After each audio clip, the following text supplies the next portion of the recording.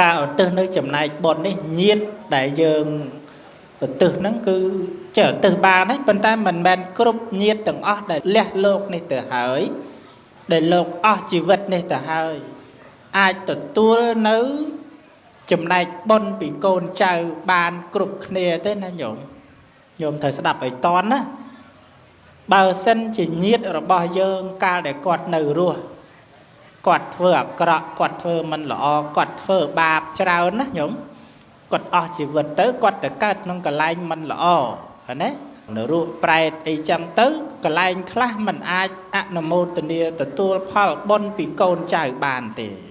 ណាញោមណាតោះណាហ្នឹងហើយលោកទេសប្រាប់អញ្ចឹងតលទៅកើតទៅទីកន្លែងដែលអាចអនុមោទនាផលបុណ្យពីញាតិបានជាអាចទទួលបានអញ្ចឹងដែរដូចកន្លែងខ្លះគាត់ទៅកើតដូចថាវារងទុកច្រើនពេកណាញោមណាអញ្ចឹងគាត់អាចអនុមោទនាលើកដៃទទួលដល់សាធុពីកូនពីចៅបានដែរទេប៉ុន្តែនៅក្នុងពុទ្ធសាសនាសម្ដែងថាញាតិដែលអាចទទួលនៅចំណែកបុណ្យនេះបានមានមួយប្រភេទគឺបរតតោណាញោមណាដែលអាចអនុមោទនាផលបុណ្យពីញាតិបានបើសិនជាញាតិធ្វើបុណ្យនឹងហើយឧទ្ទិសនៅចំណែកបុណ្យនឹងទៅឲ្យគាត់ណាចាណាញោមណាតាមបានណាហ្នឹងហើយឈ្មោះអីមិញបរតតោអញ្ចឹងណាហ្នឹងហើយញាតិមកប្រភេទហ្នឹងអាចទទួលនៅចំណែកបុណ្យពីកូនចៅបានបើសិនជាគាត់ទៅកើតកន្លែងហ្នឹងកូនចៅទិសបុណ្យអីឲ្យទៅគាត់អាចអនុមោទនាសាធុទទួលយកអូយចាស់ថ្លាសប្បាយចិត្តកូនចៅខ្ញុំគាត់ធ្វើបុណ្យណាចាស់ថ្លាទទួលយកប៉ុន្តែ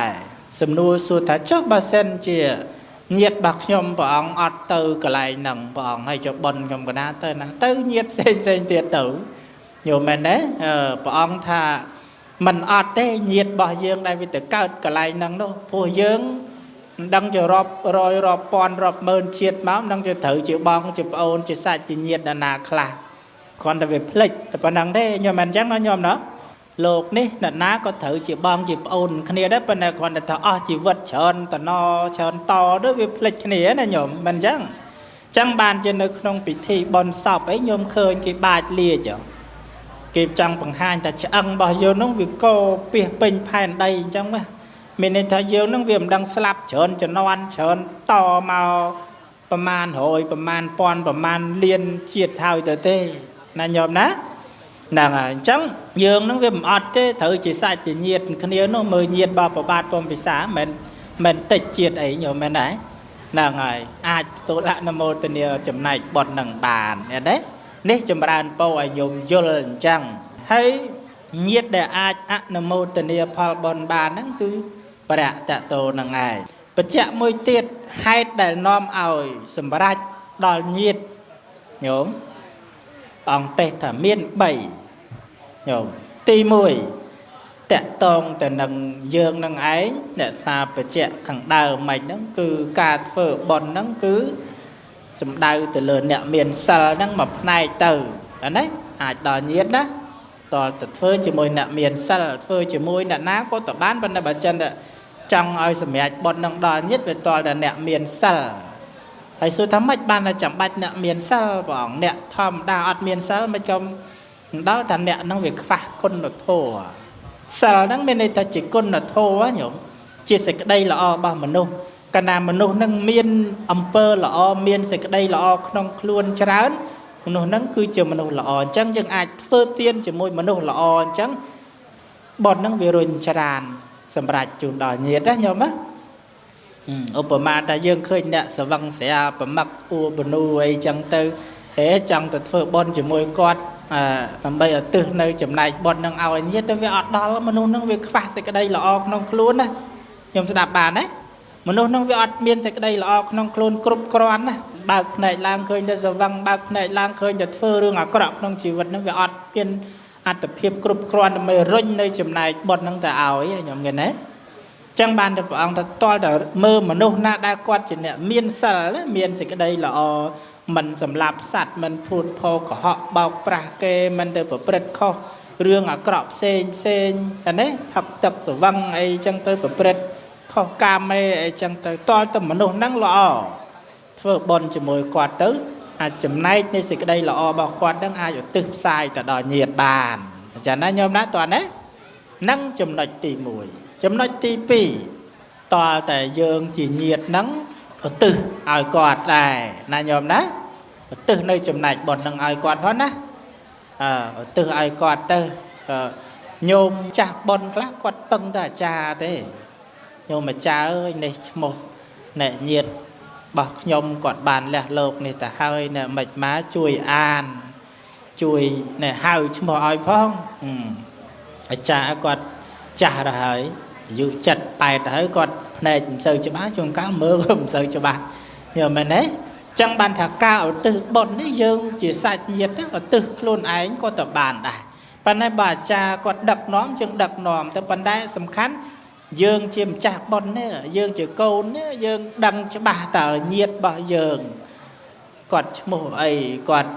ពនាមអីចឹងទៅឧទ្ទិសបុណ្យឲ្យគាត់ទៅ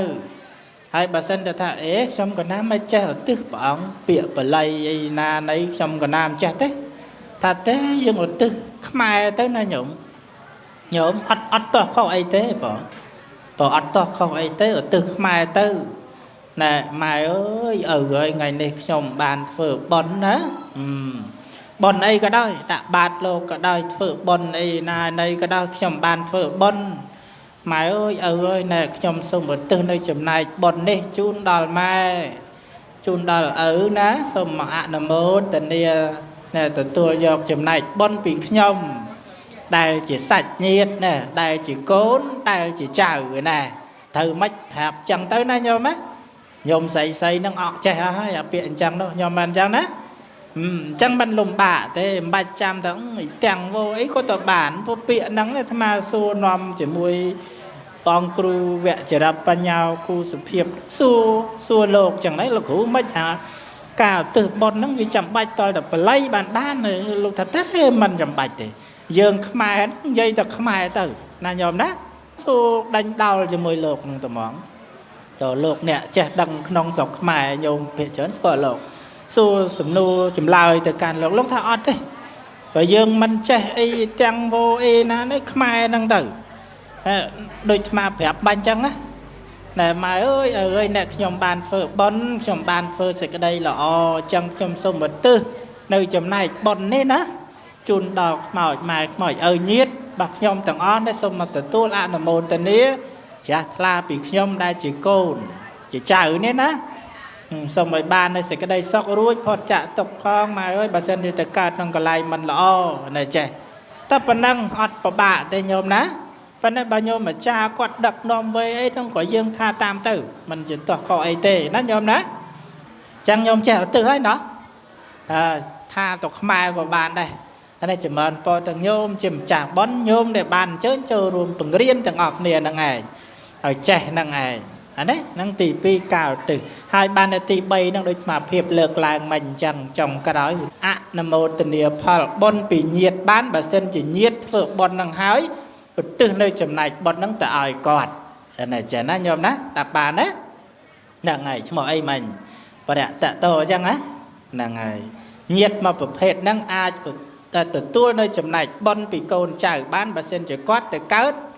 កន្លែងហ្នឹងកូនចៅទិសបុណ្យអីឲ្យទៅគាត់អាចអនុមោទនាសាធុទទួលយកអូយចាស់ថ្លាសប្បាយចិត្តកូនចៅខ្ញុំគាត់ធ្វើបុណ្យណាចាស់ថ្លាទទួលយក